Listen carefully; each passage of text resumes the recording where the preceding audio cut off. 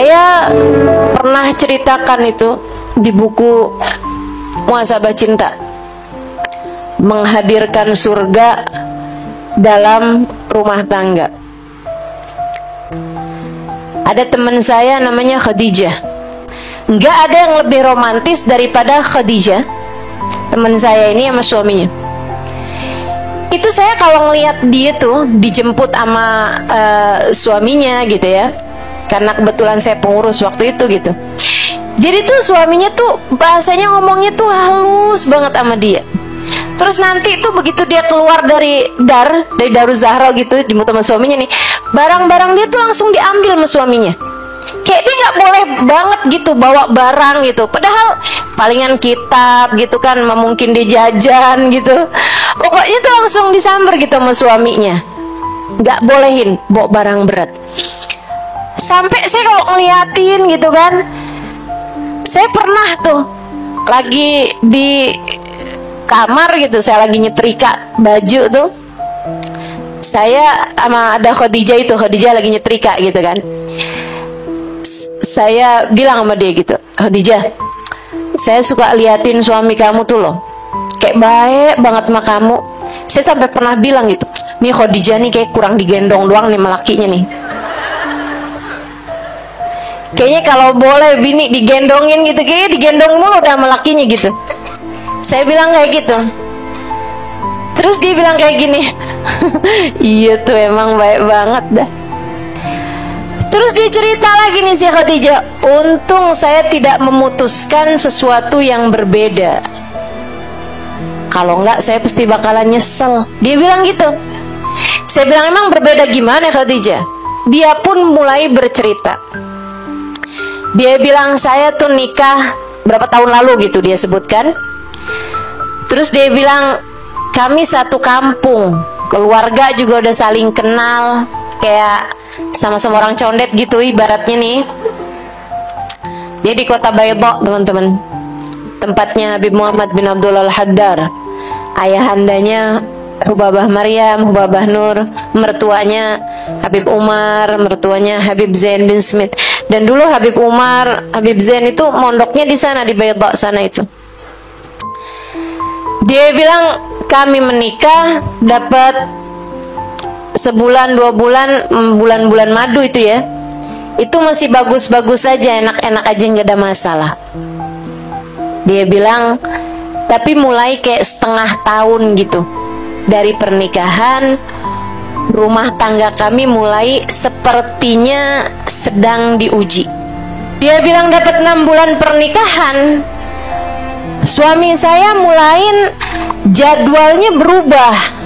Biasanya tuh kalau dia keluar, dia punya toko gitu, keluar pagi nih kerja gitu, ntar siangan itu dia pulang sholat duhur jamaah, makan di rumah, habis itu dia berangkat lagi gitu. Dia bilang ini mulai berantakan, mulai kadang maghrib belum ada di rumah gitu, kadang-kadang isya aja juga belum pulang, mukanya mulai kelihatan suram. Saya tanyain, dia selalu bilang nggak ada apa-apa kok.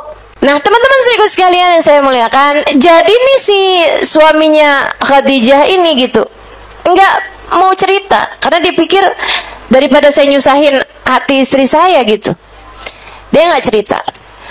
Dia bilang tambah lama nih tambah berantakan nih, kayaknya sholat juga nih yang asalnya dia laksanakan dengan berjamaah gitu, kayaknya mulai berantakan nih sholatnya nih. Ntar pulang belum sholat, dia pun sholat di akhir-akhir waktu gitu. Saya ngeliatinnya nih, kenapa nih orang? Rupanya dia terlilit hutang. Bukan mah pinjol juga sih. Jadi akhirnya dia urusannya ini gagal gitu, mau ambil satu project mungkin gitu ya, mau jualan atau mau apa gitu, ternyata mau bisnis lah gitu, ternyata bisnisnya gagal, diambil hutang sana, dia pun juga nggak berhasil lagi, gali lubang tutup lubang, mulain tuh ribet tuh. Bulan ke-7, bulan ke-8, dia bilang sampai satu hari ketika dia mulain tuh sering-sering pulang malam, saya liatin aja nih kenapa nih orang. Saya tanyain juga nggak jawab. Saya coba cari tahu, dia juga kadang marah kalau ditanyain. Udah sih, udah nggak usah tanya-tanya gitu, udah kamu ini aja gitu kan. Jadi nggak enak kan juga. Sampai akhirnya dia bilang ujian itu pun terjadi. Satu malam dia buka pintu dalam keadaan udah larut malam. Saya kebangun. Dia bilang, saya lihat dia masuk rumah kemudian pingsan. Di dalam rumah tercium dari mulutnya bau minuman keras. Dia bilang, saya nggak tahu di tempat kamu gimana Halimah, tapi di tempat saya jangankan orang minum khamr, orang merokok aja dianggap sebagai aib bagi seorang laki-laki. Kayak udah kriminal gitu. Kayak udah yang laki-laki nggak bener banget gitu dah. Kalau merokok nih, apalagi minuman keras gitu, yang udah sepakat dengan keharamannya kan. Dia bilang hati saya rasanya kayak udah nggak karu-karuan, berantakan banget, sumpek banget, susah banget. Saya seret-seret suami saya karena nggak cukup kuat buat gendong dia gitu kan. Dia bilang saya seret-seret sampai saya naikin dia di atas tempat tidur gitu dengan susah payah. Saya pun tungguin dia dengan linangan air mata. Saya sedih banget lihat keadaan suami saya seperti itu. Dia bilang sampai waktunya subuh saya bangunin dia nggak bangun. Berapa menit kemudian saya bangunin lagi, dia nggak bangun. Sampai akhirnya saya sholat subuh sendirian. Habisnya itu kemudian saya tungguin dia gitu sampai matahari terbit, dia belum bangun juga. Belum sadar juga, bangun-bangun jam 8. Dia kemudian sholat subuh dengan kunut yang dijemur. Saya nangis depan dia, saya bilang, kamu kenapa? Dia seperti tetap enggan bercerita, tapi saya tetap tanya sama dia, kamu kenapa?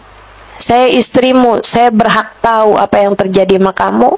Dia pun mulai bercerita bahwa urusan bisnisnya sedang tidak baik-baik aja. Tapi dia bilang, tapi nggak apa-apa kok, nanti semuanya akan dapat saya selesaikan. Laki-laki, gengsinya kan tinggi.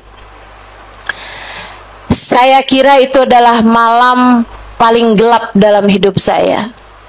Ternyata itu baru awalnya. Besok-besoknya tambah berat lagi. Dia mulai berjudi. Dan judi mana yang bisa menghasilkan? Mulailah kami menjual barang-barang di dalam rumah. Mulailah perhiasan terjualkan satu demi satu. Barang-barang mulai pada habis. Sementara hutang dia bukan juga berkurang, malah semakin hari semakin bertambah. Dia bilang keadaan pun menjadi semakin runyam. Dia semakin jarang pulang ke rumah. Kadang pulang pagi, kadang nggak pulang juga. Dia bilang kalau saya tanya dia malah marah-marah. Dia pun juga mulai sering memaksa saya untuk jual barang atau mulai mengambil barang-barang dalam rumah. Udah semakin kayak ada di neraka rumah kami.